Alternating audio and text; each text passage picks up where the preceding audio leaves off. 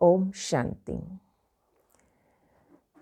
इस पुरानी दुनिया, इस कलयुग को परिवर्तन करना भगवान का कार्य है। तो पहले पहले बाबा इससे वैराग्य दिलाते। क्या है ये पुरानी दुनिया? कांटों का जंगल है, कब्रिस्तान है। आज बाबा ने इसे कहा ये बहुत बड़ी हॉस्पिटल है। मीठे बच्चे, ये सारी दुनिया रोगियों की बड़ी हॉस्पिटल है। बाबा आए हैं सारी दुनिया को निरोगी बनाने। प्रश्न है, कौन सी स्मृति रहे तो कभी भी मुरझाइश व दुख की लहर नहीं आ सकती? कौन सी स्मृति रहे तो कभी भी मुरझाइश व दुख की लहर नहीं आ सकती? उत्तर, अभी हम इस पुरानी दुनिया, पुराने शरीर को छोड़ घर में जाएंगे, फिर नई दुनिया में पुनर्जन्म लेंगे। हम अभी राजयोग सीख रहे हैं राजाई के लिए। बाप हम बच्चों के लिए रूहानी राजस्थान स्थापन कर रहे हैं। यही स्मृति रहे तो दुख की लहर नहीं आ सकती। गीत है, तुम ही हो माता पिता, तुम ही हो बंधु सखा, तुम ही हो साथी, तुम ही सहारे, कोई ना अपना सिवा तुम्हारे। ओम शांति। गीत कोई तुम बच्चों के लिए नहीं है, नए नए को समझाने के लिए है। ऐसे भी नहीं कि यहाँ ही सब समझदार ही हैं। नहीं, बेसमझ को समझदार बनाया जाता है। बच्चे समझते हैं हम कितने बेसमझ बन गए थे। अब बाप हमको समझदार बनाते हैं। जैसे स्कूल में पढ़कर बच्चे कितना समझदार बन जाते। हर एक अपनी अपनी समझ से बैरिस्टर, इंजीनियर आदि बनते हैं। ये तो आत्मा को समझदार बनाना है। पढ़ती भी आत्मा है शरीर द्वारा, परंतु बाहर में जो भी शिक्षा मिलती वो है अल्पकाल के लिए शरीर निर्वाह अर्थ। भल कोई कन्वर्ट भी करते हैं, हिंदुओं को क्रिश्चियन बना देते हैं। किस लिए? थोड़ा सुख पाने के लिए, पैसे, नौकरी आदि सहज मिलने के लिए, आजीविका के लिए।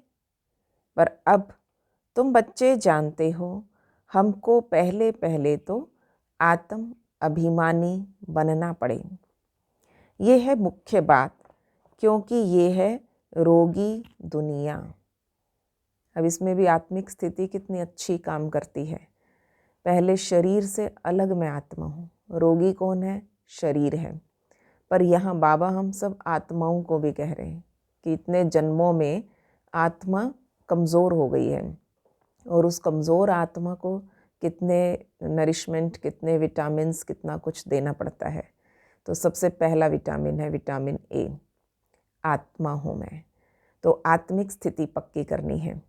तो ये सुबह मुरली सुनने के पश्चात अपना ये रूटीन बना ले कि मैं आत्मा हूँ। ये अभ्यास 3 घंटे अपने आप को इसी अभ्यास में बिजी रखना है। तो ये मुख्य बात है, क्योंकि ये रोगी दुनिया है। ऐसा कोई मनुष्य नहीं जो रोगी नहीं बनता हो। कुछ ना कुछ होता जरूर है। ये सारी दुनिया बड़े से बड़ी हॉस्पिटल है, जिसमें सब मनुष्य पतित रोगी हैं। स्थूल में अगर कोई शरीर को तकलीफ आ जाए ना, मगर याद रहे मैं आत्मा हूँ, तकलीफ शरीर को है, तो तकलीफ कम होती जाती है, क्योंकि आई एम ओके, मैं ठीक हूँ, मैं ठीक हूँ। जब ये बात स्मृति में रहती है तो रोग अपने आप कम होगा। और जब ये बीमारी है, ये रोग है, सिर दर्द है, कमर दर्द है, वो सारा दिन दर्द का चिंतन, बीमारी का, रोग का चिंतन रोग को बढ़ा देता है। इसलिए आत्मिक स्थिति निरोगी बनाने में सहायक है। बाबा ने बताया, अब सारे पतित और रोगी हैं और आयु भी बहुत कम होती है। अचानक मृत्यु को पा लेते, काल के चंबे में आ जाते हैं। ये भी तुम बच्चे जानते हो। तुम बच्चे सिर्फ भारत की ही नहीं, सारे विश्व की सर्विस करते हैं गुप्त रीति से। भारत की नहीं, सारे विश्व की सेवा कर रहे हैं गुप्त रीति से। मूल बात है, बाप को कोई नहीं जानते। मनुष्य होकर और पारलौकिक बाप को नहीं जानते, उससे प्यार नहीं रखते। अब बाप कहते हैं, मेरे साथ प्यार रखो। मेरे साथ प्यार रखते रखते तुमको मेरे साथ ही वापस चलना है। जब तक वापस चलो तब तक इस छीछी दुनिया में रहना पड़ता है। तो पहले पहले तो देह अभिमान से देही अभिमानी बनो, तब तुम धारणा कर सकते हो और बाबा को याद कर सकते हो।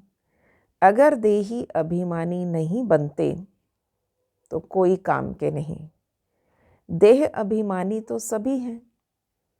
तुम समझते भी हो, हम आत्म अभिमानी नहीं बनते, बाप को याद ही नहीं करते, तो हम वही हैं जो पहले थे। कोई स्थिति में क्या सुधार आया? पहले भी ऐसे ही थे, आज भी वैसे ही हैं। तो इसलिए अटेंशन बढ़ा दें देही अभिमानी बनने की, लाइट माइट स्वरूप रहने की, लाइट माइट चारों ओर फैलाने की। चारों तरफ मेरे द्वारा पवित्रता की, शांति की किरणें फैल रही है। काम काज कुछ भी करते रहें, पर अंदर चिंतन, आत्मिक स्थिति, बाबा का एक प्यार भरा निमंत्रण सा स्वीकार करते रहें। कार्य यहाँ कर रहे हैं स्थूल दुनिया में, पर वतन में बैठ के कर रहे हैं। तो बाबा ने कहा, ऐसा याद का अभ्यास बढ़ा दे, नहीं तो आप वैसे ही हो जैसे पहले थे। मूल बात है देही अभिमानी बनने की, ना कि रचना को जानने की। गाया भी जाता रचता और रचना का ज्ञान। ऐसा नहीं है कि पहले रचना फिर रचता का ज्ञान कहेंगे, नहीं, पहले रचता वही बाप है। कहा भी जाता है, हे गॉड फादर, वो आकर तुम बच्चों को आप समान बनाते हैं। बाप तो सदैव आत्म अभिमानी है ही, इसलिए वो सुप्रीम है। बाबा कहते, मैं तो आत्म अभिमानी हूँ। अच्छा लगता है बाबा को शब्द, अंग्रेजी के अक्षर सुप्रीम। जिसमें प्रवेश किया है उसको भी आत्म अभिमानी बनाता हूँ। जिसमें प्रवेश करता हूँ इसको कन्वर्ट करने, क्योंकि ये भी देह अभिमानी थे। पहले ब्रह्मा को आत्म अभिमानी में कन्वर्ट करते हैं। इसको भी कहता हूँ, अपने को आत्मा समझ मुझे यथार्थ रीति याद करो। ऐसे बहुत मनुष्य हैं जो समझते हैं कि आत्मा अलग है, जीव अलग। आत्मा देह से निकल जाती है तो दो चीज़ हुई ना। तो बाप समझाते हैं, तुम आत्मा हो, आत्मा ही पुनर्जन्म लेती है, आत्मा ही शरीर लेकर पार्ट बजाती है।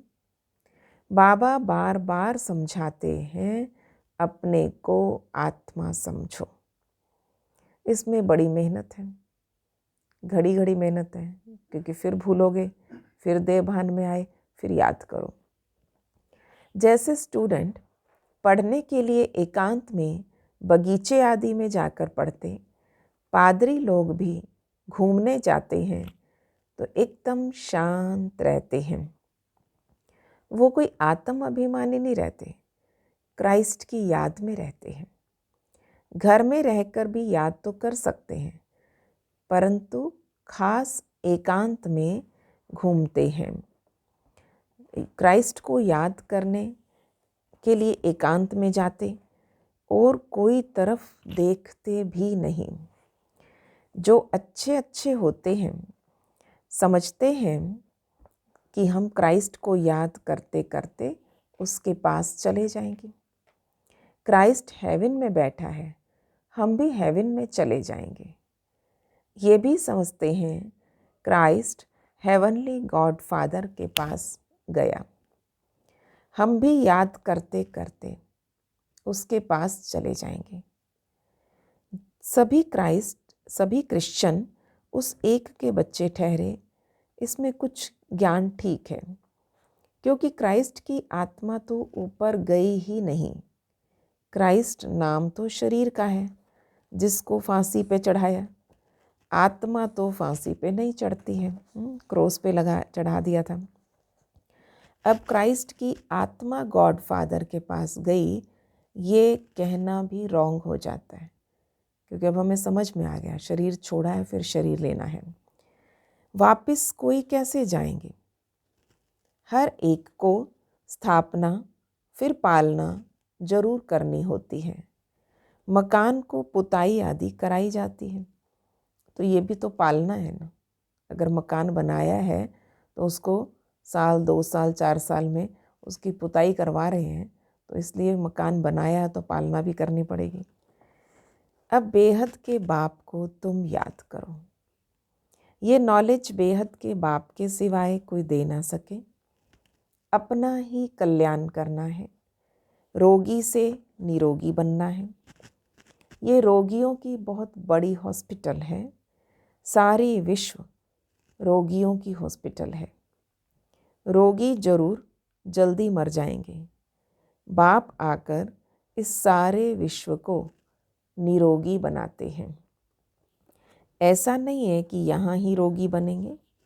बाप कहते हैं निरोगी होते ही हैं नई दुनिया में, पुरानी दुनिया में निरोगी हो ना सके। यह लक्ष्मी नारायण निरोगी एवर हेल्दी हैं, वहाँ आयु भी बड़ी होती है। रोगी विशस होते हैं, जितने विकारी उतने रोगी हुए। वाइसलेस रोगी नहीं होते। सतयुग में रोग नहीं है, वो है ही संपूर्ण निर्विकारी। बाबा खुद कहते हैं इस समय सारी विश्व खास भारत रोगी है। तुम बच्चे पहले पहले निरोगी दुनिया में आते हो, निरोगी बनते हो याद की यात्रा से। याद से तुम चले जाएंगे अपने स्वीट होम। तो ये भी तो एक यात्रा है, आत्मा की यात्रा है। बाप परमात्मा के पास जाने की यात्रा है, ये स्पिरिचुअल यात्रा है। शरीर से कहीं जा नहीं रहे हैं, पर आत्मा जाएगी, मन बुद्धि जाता है। ये अक्षर कोई समझ नहीं सकेंगे।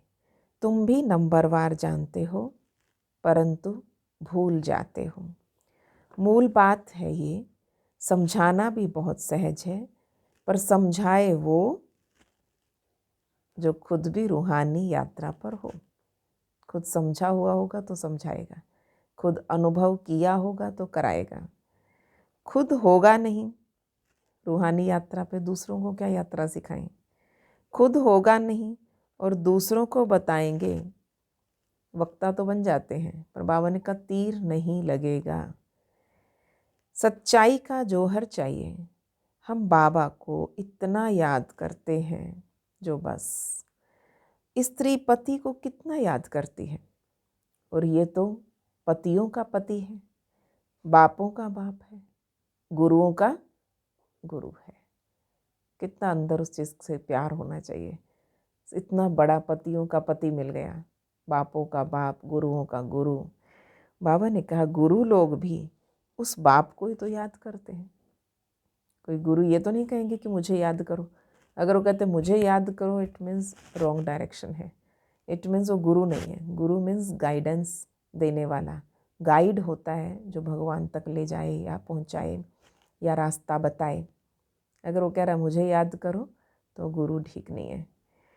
क्राइस्ट भी बाप को याद करते थे, परंतु उसको कोई जानते नहीं। इशारा तो उनका भी ऊपर था कि गॉड फादर को याद करो, क्योंकि स्वयं उनको याद करते थे।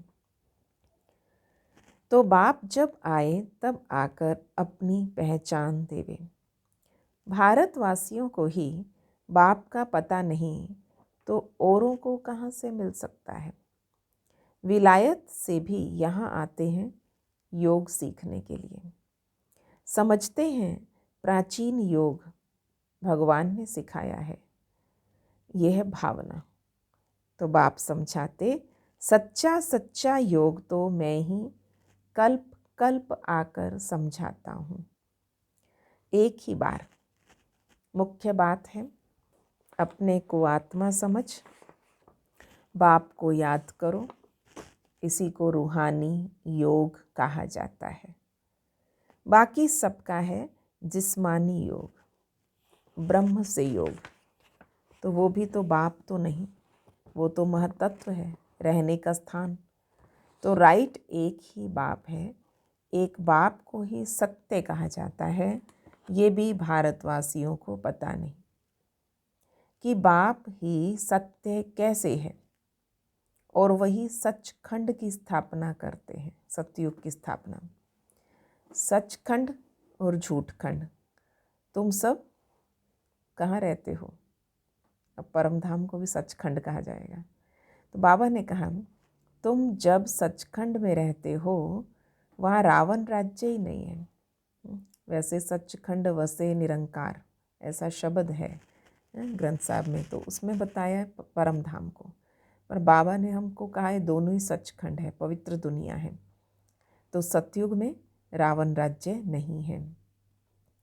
आधा कल्प बाद रावण राज्य झूठ खंड शुरू होता। सचखंड पूरा सतयुग को कहेंगे और झूठ खंड पूरा कलयुग को, और कलयुग अंत को। अभी तुम संगम पर बैठे हो, ना इधर हो ना उधर। तुम ट्रैवल कर रहे हो, तुम यात्रा पर हो। आत्मा ट्रैवल कर रही है, शरीर नहीं। बाप आकर के यात्रा करना सिखा रहे हैं, याद की यात्रा बाबा ने शब्द दिया है। तो बाबा आकर के यात्रा करना सिखाते, यहाँ से वहाँ जाना है। कहाँ से?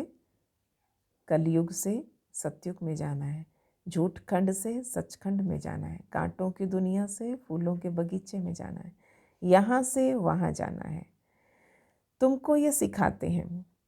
वो लोग सिर्फ स्टार्स, मून आदि तरफ जाने के लिए ट्रैवल करते हैं। अभी तुम जानते हो इसमें कोई फ़ायदा नहीं, इन चीज़ों से ही सारा विनाश होना है। बाकी जो भी इतनी मेहनत करते हैं सब व्यर्थ। तुम जानते हो ये सब चीज़ें जो साइंस से बनती हैं वो भविष्य में तुम्हारे ही काम आती हैं, भविष्य में काम आएगी। ये ड्रामा बना हुआ है। बेहद का बाप आकर के पढ़ाते हैं तो कितना रिगार्ड रखना चाहिए। टीचर का वैसे भी रिगार्ड रखते हैं। टीचर फरमान करते हैं, अच्छी रीति पढ़ के पास हो जाओ, खूब अच्छे नंबर लेना, है ना। टीचर की ये उम्मीद होती है अच्छे अच्छे बच्चों से। अगर फरमान को नहीं मानेंगे तो नापास हो जाएंगे। बाप भी कहते हैं तुमको पढ़ाते हैं विश्व का मालिक बनाने के लिए। तो ये लक्ष्मी नारायण मालिक है, भल प्रजा भी मालिक है, परंतु दर्जे तो बहुत है ना। भारतवासी भी सब कहते हैं ना कि हम मालिक हैं।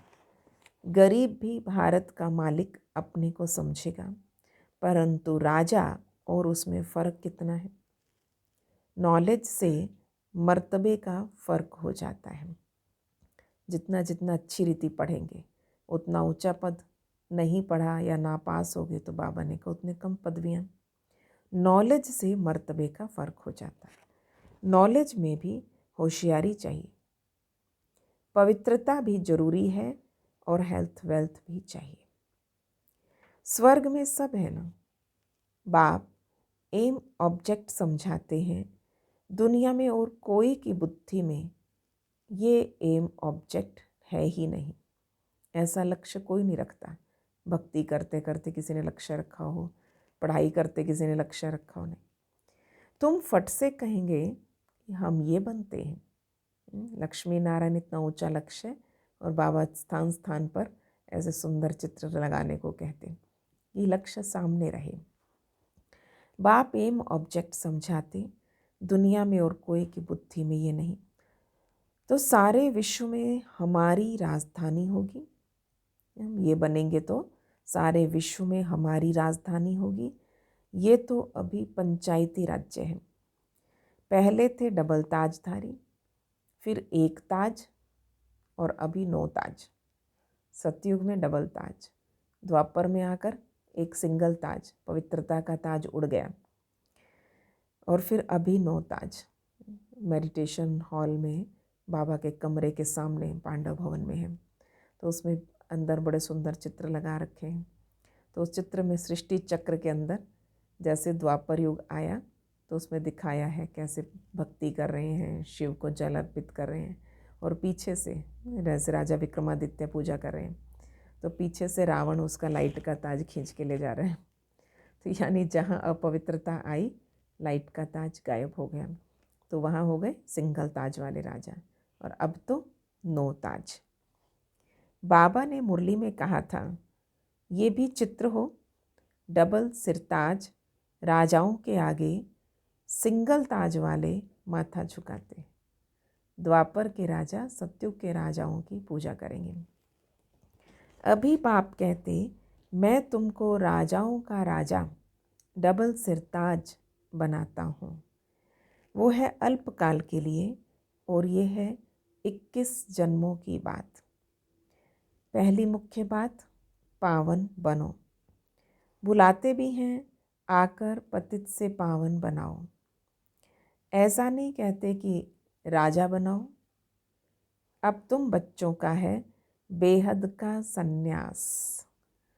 इस दुनिया से ही चले जाएंगे अपने घर, फिर हेवन में आएंगे। अंदर में ये खुशी रहनी चाहिए, जबकि समझते हो हम घर जाएंगे, फिर राजाई में आएंगे, फिर मुरझा इस दुख आदि में। ये सब क्यों होना चाहिए? जब हमें याद रहे तो खुशी रहेगी, बढ़ेगी, घर जाना और राजाई में आना। मुरझाइश कब आ रही है? फिर इस दुख आदि में ये सब क्यों होना चाहिए, अगर आपको घर और राजधानी याद है। हम आत्मा घर जाएंगी, पुनर्जन्म नई दुनिया में ही लेंगी बार बार। बच्चों को स्थायी खुशी क्यों नहीं रहती? क्यों नहीं रहती? माया का अपोजिशन बहुत है। ये अपोजिशन पार्टी बड़ी तगड़ी है। माया का अपोजिशन बहुत है, इसलिए खुशी कम हो जाती है, गायब नहीं होती, कम हो जाती है। थोड़ी देर में फिर दोबारा ले आते हैं अपने आप को खुशी में, अच्छी अच्छी पॉइंट्स याद करके, मुरली सुनकर, योग करके कम हो जाती है। अच्छा, पतित पावन खुद कहता है, मुझे याद करो तो तुम्हारे जन्म जन्मांतर के पाप भस्म हो जाएंगे। तुम स्वदर्शन चक्रधारी बनते हो, जानते हो। फिर हम अपने राजस्थान में चले जाएंगे। यहाँ भिन्न भिन्न प्रकार के राजाएं हुए हैं, अब फिर रूहानी राजस्थान बनना है। स्वर्ग के मालिक बन जाएंगे। क्रिश्चियन लोग हेवन का अर्थ नहीं समझते, वो मुक्ति धाम को हेवन कह देते हैं। ऐसा नहीं है, हेवनली गॉड फादर कोई हेवन में रहते हैं, वो तो रहते हैं शांति धाम में। अब तुम पुरुषार्थ करते हो पैराडाइज में जाने के लिए। ये फ़र्क बताना है कि वो क्या पुरुषार्थ कर रहे हैं और हम क्या पुरुषार्थ कर रहे हैं। तो बाबा ने कहा, तो वो सोचते हैं कि हेवनली गॉड फादर हेवन में, कोई हेवन में रहता है, पर वो तो शांति धाम में रहता है शिव बाबा।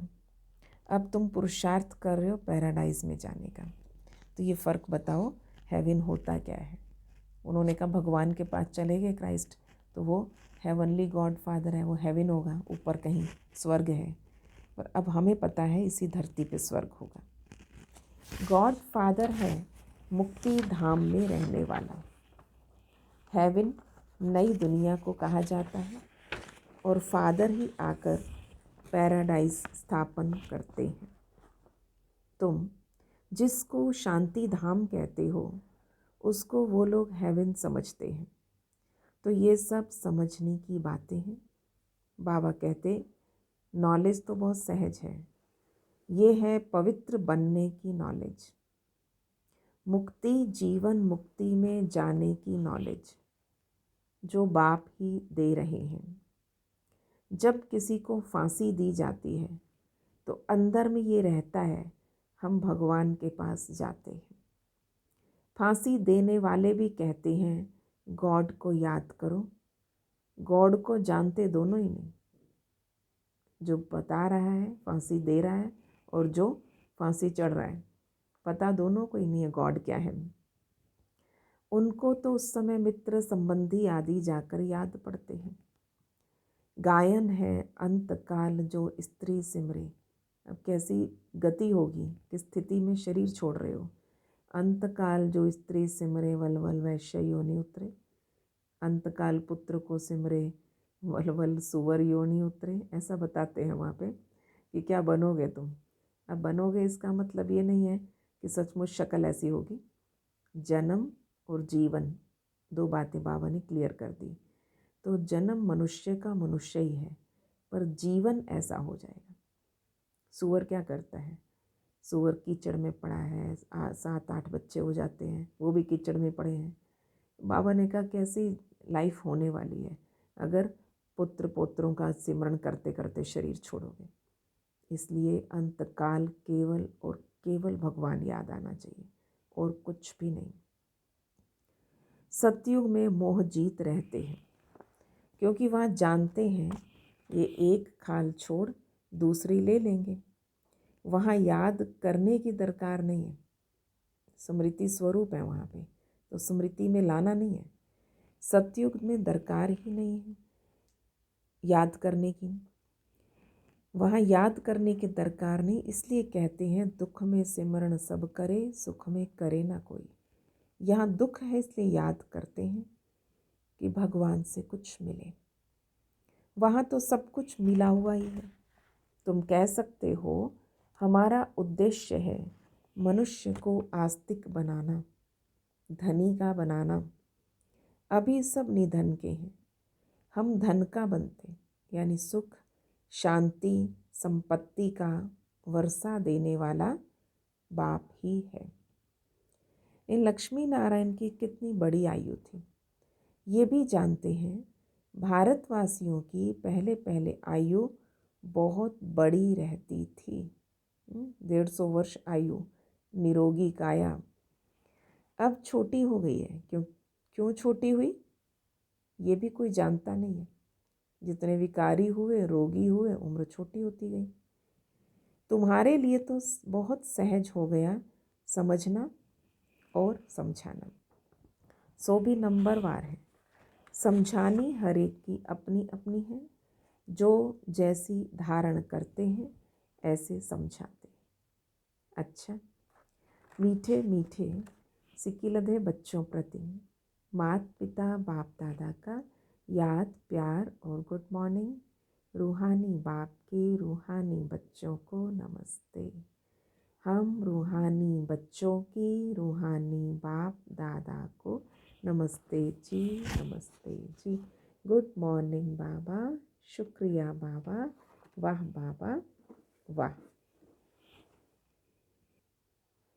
तो आज बाबा का होमवर्क, क्या कहा बाबा ने आज? आत्मिक स्थिति पक्की कराई, कलयुग सतयुग का फ़र्क बताया, विकारी निर्विकारी दुनिया, रोगी निरोगी दुनिया, हेवन पैराडाइज कहाँ है।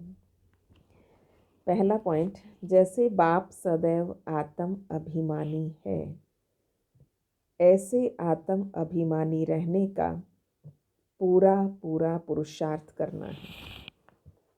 एक बाप को दिल से प्यार करते करते बाबा के साथ घर चलना है। जैसे बाप सदैव आत्म अभिमानी है ऐसे आत्म अभिमानी रहने का पूरा पूरा पुरुषार्थ करना है। और एक बाप को दिल से प्यार करते करते बाबा के साथ घर चलना है। दूसरा, बेहद के बाप का पूरा पूरा रिगार्ड रखना है, अर्थात बाप के फरमान पर चलना है, ये रिगार्ड है। कहना मानना, आज्ञाकारी होना रिगार्ड होता है। बाप का पहला फरमान, बच्चे अच्छी रीति पढ़कर पास हो जाओ। सुप्रीम टीचर क्या फरमान करेगा? बच्चे अच्छी रीति पढ़कर पास हो जाओ। इस फरमान को पालन करना है। आज का वरदान, सेंस और इसेंस के बैलेंस द्वारा अपनेपन को स्वाहा करने वाले विश्व परिवर्तक भव। सेंस और इसेंस के बैलेंस द्वारा अपनेपन को स्वाहा करने वाले विश्व परिवर्तक भव। सेंस अर्थात ज्ञान की पॉइंट्स, समझ, और इसेंस अर्थात सर्वशक्ति स्वरूप, समृद्धि और समर्थ स्वरूप। तो ज्ञान और योग को बाबा ने बोला सेंस और इसेंस, इन दोनों का बैलेंस हो तो अपनापन या पुरानापन स्वाहा हो जाएगा। मेरा मेरा ये बुद्धि हट जाएगी, क्योंकि ज्ञानी भी हो गए और योगी भी बन गए। हर सेकंड, हर संकल्प, हर बोल, हर कर्म विश्व परिवर्तन की सेवा प्रति स्वाहा होने से विश्व परिवर्तक स्वतः बन जाएंगे। जो अपनी देह की समृद्धि सहित स्वाहा हो जाते हैं, उसके श्रेष्ठ वाइब्रेशन द्वारा वायुमंडल का परिवर्तन सहज होता है। जो अपनी देह की समृद्धि सहित स्वाहा हो जाते, उनके श्रेष्ठ वाइब्रेशन द्वारा वायुमंडल का परिवर्तन सहज हो जाता है। स्लोगन है, प्राप्तियों को याद करो, प्राप्तियों को याद करो तो दुख व परेशानी की बातें भूल जाएंगी। ओम शांति।